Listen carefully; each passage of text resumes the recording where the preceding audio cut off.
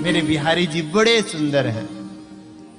तो सुखदेव जी ने कहा, राजन या तो विशाल रूप का दर्शन कर ले, कण भगवान का दर्शन कर ले, या मोहिनी मूर्त मेरे भगवान के सूक्ष्म रूप का दर्शन कर ले, तो तेरा उद्धार हो जाएगा। बोले श्रीमद् भागवत महापुराण की। सभी लोग यथोचित स्थान बैठ जाएं। तो महाराज दो स्वरूप का दर्शन कराया। बोले वैसे तो संसार में अगर कोई ब्रह्म तेज पाना चाहता है तो ब्रह्मा की पूजा करे। यह काम है सर्व कामो वा मोक्ष काम उदारधे तीव्रेण भक्ति योगेन यजेत पुरुषम परम। बोले कोई ब्रह्म तेज चाहना चाहता तो ब्रह्मा की पूजा करे, कोई इंद्रिय सुख पाना चाहता तो इंद्र की पूजा करे, और कोई सुंदर पत्नी चाहता है तो शिव पार्वती की पूजा करे। अगर कोई कुछ नहीं चाहता तो मेरे कन्हैया की पूजा करे। प्रेम से कहिए श्री राधे। क्यों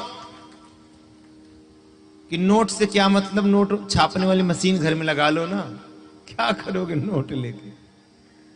बोलिए, अगर कोई आपको ऑप्शन दे कि नोट लोगे या नोट छापने वाली मशीन, तो आप कहोगे महाराज नोट तो समाप्त हो जाएंगे, नोट छापने वाली मशीन दे दो। तो ऐसे छोटे छोटे देवताओं की पूजा करने से अच्छा जो देवों के देव हैं, जो अखिल ब्रह्मांड नायक हैं, साक्षात नारायण को ही अपने हृदय में बसा ले। कि माया माया सब कहें, लक्ष्मी पीछे हर कोई भागता है। कि माया माया सब भजे, मायापति भजे न कोय, जो मायापति को भजे तो माया चेरी हो। जिसे देखो वही लक्ष्मी पीछे भाग रहा है, नारायण को नहीं भजते। अगर नारायण को भजना प्रारंभ कर दिया जाए तो लक्ष्मी जी तो आपके घर में लोट लगाएंगी। जहां पति देवता रहेंगे, धर्मपत्नी जी वैसे आए कि विराजमान होंगे। सब लक्ष्मी जी को पूजते हैं, हे लक्ष्मी जी तुम आओ तुम आओ तुम आओ। अरे काहे वो लक्ष्मी पीछे भाग रही हो। अब हमें देखो ना, हम नारायण कथा गाते हैं और मंजू जी लक्ष्मी जी को लाके मेरे चरणों में चढ़ा जाती हैं, तो लक्ष्मी जी चरणों में लोट लगा रही है हमारे। कारण नारायण। नारायण का स्मरण करोगे तो लक्ष्मी जी आपके घर में अपने आप वास करेंगी। नारायण की पूजा करोगे तो सभी मनोकामना, सभी देवी देवता अपने आप ठीक रहेंगे। अरे छुटभइये नेताओं से संपर्क काहे को करो, सीधे केंद्र में जो सत्ता में बैठे हैं उनसे मित्रता कर लो। अगर प्रधानमंत्री महोदय जी आपसे संतुष्ट, तो सारा उनका जो कार्यकारिणी है सब चकाचक, सब संतुष्ट, और जिसे जो कह देगा वही हो जाएगा। इसलिए भैया राहु केतु शनि चंद्रमा की पूजा करने से अच्छा सीधे भगवान की शरण में जाएं। अभी वैसे कहो कि ठाकुर जी की प्रतिदिन सेवा किया करो, नारायण की पूजा करो, तो व्यक्ति नहीं करता। अभी कोई पंडित जी बता दें भैया शनि की 7.5 चल रही है, एक्सीडेंट होना स्वाभाविक है, तो क्या करें गुरुजी? सुबह सूर्योदय से पहले स्नान करना है और जाके पीपल पे दीवा जला के आना है, तो डर के मारे महाराज प्रतिदिन उठेगा और जाएगा पीपल दीवा जलाएगा। तो भगवान की भक्ति दो प्रकार से होती है। पहली तो होती है भाव से, दूसरी होती है भय से। तो हम प्रयास करें डर के मारे भगवान की भक्ति ना करें, अपितु भाव के साथ भगवान की भक्ति करें। कि दुख में सुमिरन सब करें, असुख में करे न कोई, जो सुख में सुमिरन करे तो दुख काहे को। वही हाल जब प्यास लगी तो कुआं खोदने लगे। अरे पहले भगवान को मनाए लो ना, काहे को। तो बड़ा सुंदर वर्णन किया। परीक्षित जी संतुष्ट हो गए, और बोले सुखदेव जी, अरे परीक्षित, मैंने तेरे प्रेम में ऐसा मन मेरा प्रवाहित हो गया, मैं अपने गुरु जी की वंदना नहीं कर पाया। तो सुखदेव जी अपने गुरु जी को वंदना करते हैं। क्या? नमो नमस्ते स्तवऋषभाय सात्वतां विदूर काष्ठाय मुहुकुयोगिनां निरस्ते साम्यति शयेन राधसा स्वधामनि ब्रह्माणि रन्निसते नमः। गुरुदेव जी को प्रणाम करते हैं। उसके बाद अब यहां से कथा प्रारंभ करते हैं। बोले परीक्षित, एक समय की बात, नारद जी ब्रह्मा जी के पास गए और उन्हें जगत गुरु कह के प्रणाम किया। ब्रह्मा जी ने कहा, नहीं नहीं, मैं जगत गुरु नहीं हूं। जगत गुरु केवल एक है कि वसुदेव सुतम देवम कंस चाणूरमर्दनम देवकी परमानंदम श्री कृष्णम वंदे जगत गुरु। हम सब तो उस नारायण के वंश हैं। मैंने प्रकृति की संरक्षणा करी, उससे पहले के नारायण हैं। नारायण ने मुझको चतुश्लोकी भागवत प्रदान कर रखी है। तो वही चतुश्लोकी भागवत ब्रह्मा जी नारद जी को सुना रहे हैं। आप लोग भी भाव के साथ सुनो। ये 4 श्लोक का भागवत है। इस भागवत कथा 4 श्लोक का श्रवण करने से पूरी भागवत सुनने का लाभ मिलता है। मूल में यही 4 श्लोक हैं। इन्हीं का व्याख्यान करके, विस्तार करके हमारे व्यास जी महाराज ने 18,000 श्लोक बनाए। तो मूल में वही 4 श्लोक जो मेरे नारायण ने ब्रह्मा जी को सुनाई। ब्रह्मा जी अब नारद जी को सुना रहे हैं।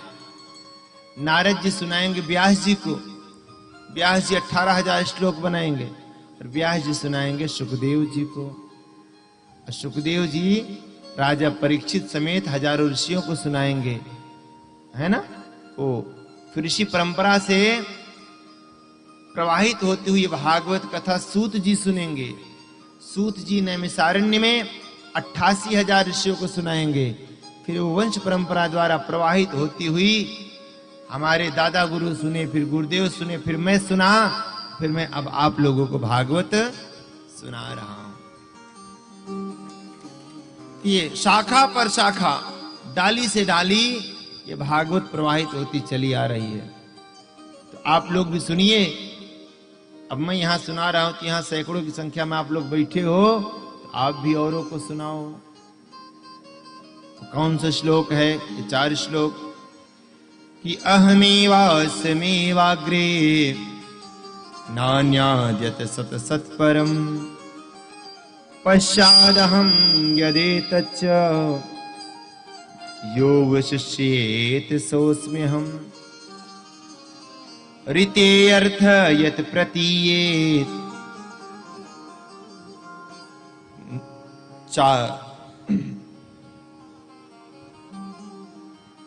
ऋते अर्थ यत् प्रतीयेत न प्रतीयेत चात्मनिम् तद विद्यादात्मानो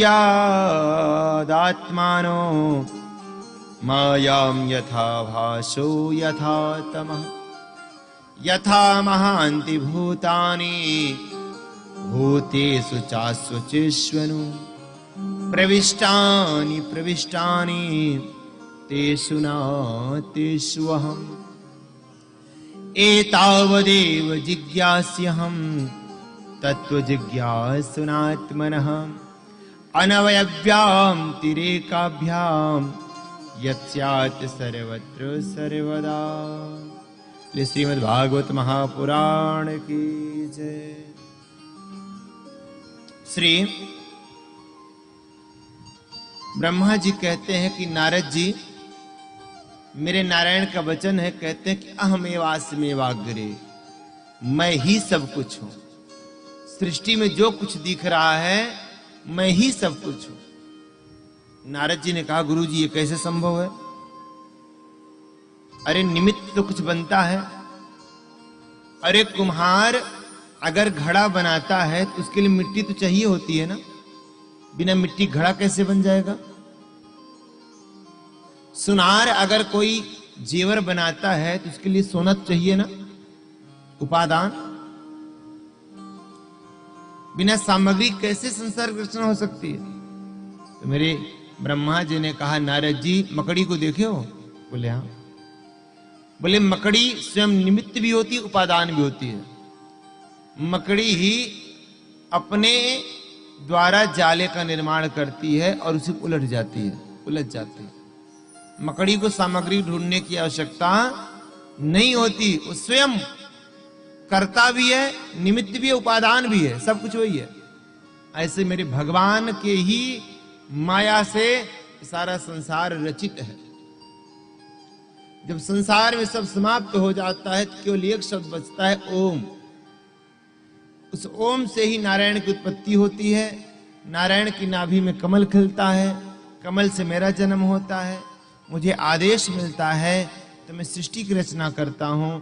मेरे द्वारा रुद्र की उत्पत्ति होती है, मेरे द्वारा कर्दम की उत्पत्ति होती है, मेरे द्वारा सनक सनंदन सनातन संत कुमार की उत्पत्ति होती है, मेरे द्वारा वाराह भगवान की उत्पत्ति होती है, मेरे द्वारा मनु और शत्रुपा की उत्पत्ति होती है।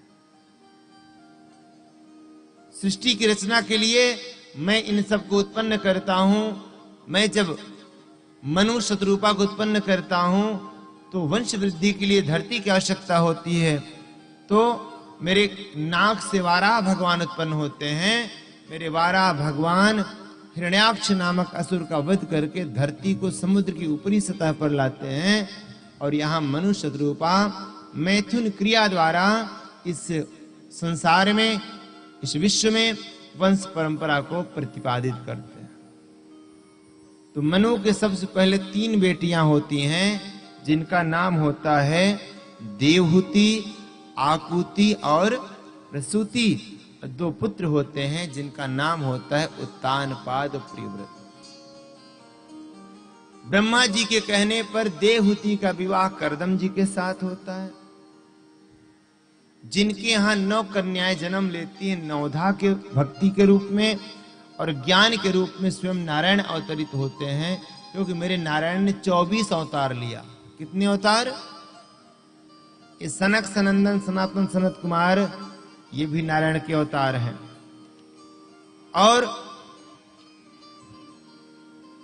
वाराह भगवान नारायण के अवतार हैं। नारद जी नारायण के अवतार हैं। नर नारायण नारायण के अवतार हैं। कपिल नारायण के अवतार हैं। दत्तात्रेय नारायण के अवतार हैं। यज्ञ भगवान नारायण के अवतार हैं। ऋषभ देव नारायण के अवतार हैं। पृथु महाराज नारायण के अवतार हैं। मत्स्य अवतार स्वयं नारायण ने लिया है। कमठ अवतार स्वयं नारायण ने लिया है। धन्वंतरी अवतार स्वयं नारायण ने लिया है। मोहिनी अवतार स्वयं नारायण ने लिया है। ये समुद्र मंथन के समय की बात है जब कच्छप धन्वंतरी मोहिनी बने थे। नृसिंह, वामन, परशुराम, वेदव्यास, राम, बलराम, कृष्ण, हंस, हयग्रीव, इस प्रकार से मेरे भगवान ने 23 अवतार लिए अब तक। कितने अवतार बोलो? अभी 24वां अवतार लेना बाकी है। वो कलयुग के अंत में भगवान कल्कि रूप में लेंगे। कल्कि का मंदिर अभी संभल में है, कभी जाइएगा दर्शन करना। भविष्य पुराण में लिखा है कि जब संसार में अधर्म बढ़ेगा, पाप बढ़ेगा, तो मेरे भगवान को जन्म लेने के लिए पवित्र कोख भी नहीं मिलेगी। तो मेरे भगवान कलंकित कन्या के गर्भ से जन्म लेकर के पापियों का विनाश करेंगे और यहां पर धर्म का परचम लहराएंगे। गीता में मेरे भगवान ने कहा, अर्जुन यदा यदा हि धर्मस्य ग्लानिर्भवति भारतः अभ्युत्थानम् अधर्मस्य तदात्मानं सृजाम्यहम् परित्राणाय साधूनां विनाशाय च दुष्कृतां धर्म संस्थापनार्थाय संभवामि युगे। यदा यदा हि धर्मस्य ग्लानिर्भवति भारत, जब जब संसार में अधर्म बढ़ेगा, धर्म की हानि होगी, मैं अनेकानेक रूप में अवतार लेकर के पापियों का विनाश करूंगा, कभी कभी रूप में, कभी कभी अंश में।